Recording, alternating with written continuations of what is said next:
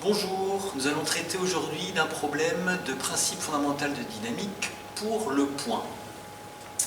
Donc c'est l'exemple que vous avez dans le cours. Un ressort, une masse ponctuelle.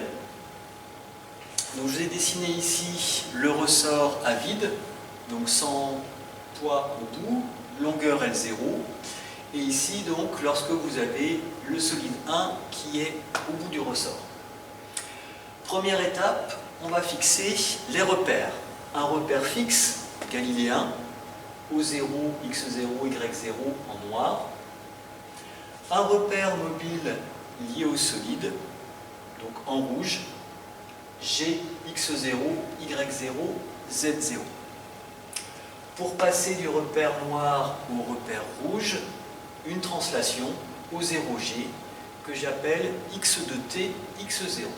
X de T est donc mon paramètre de position. Nous allons rechercher X de T, ce que l'on appelle l'équation de mouvement. Première étape, le BAM, bilan des actions mécaniques extérieures. On isole le solide 1, donc je redessine le solide 1, sans le ressort, uniquement le solide 1. Action qui s'exerce sur le solide 1, son poids, mg, vous avez ici le torseur, résultante moment en g, c'est un glisseur, et l'action du ressort que j'applique en g parce que c'est un solide ponctuel. Le torseur ici, voici la résultante et voici son moment. Ensuite, le BQA, bilan des quantités d'accélération. J'ai le vecteur position, O0G, X, X0. Vecteur vitesse, je dérive le vecteur position par rapport au temps, X point X0. Vecteur accélération, je redérive par rapport au temps, X point point X0. J'obtiens donc le torseur dynamique du solide 1 dans son mouvement par rapport au repère galiléen R0, avec la résultante dynamique, masse fois accélération, et le moment dynamique, qui est donc au point M, mg vectoriel, la résultante dynamique. Application du principe fondamental de la dynamique pour obtenir l'équation de mouvement. X de t étant une translation, nous allons écrire l'équation de la résultante. Je vous la rappelle ici, le moment dynamique est égal à la somme des efforts extérieurs appliqués au solide 1.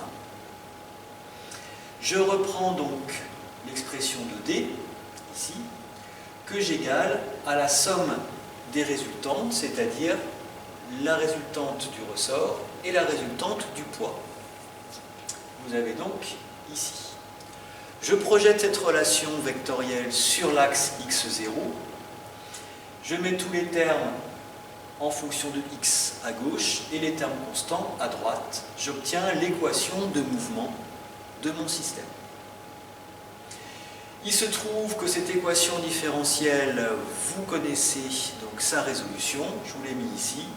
C'est une solution donc harmonique avec une pulsation propre, oméga, racine de k sur m, et puis ceci qui correspond à la déformation statique de notre système, c'est-à-dire lorsque vous avez ici le système qui est immobile, la longueur du ressort c'est L0 plus mg sur k. Voilà, vous avez donc un exemple de résolution du PFD pour le point. Merci.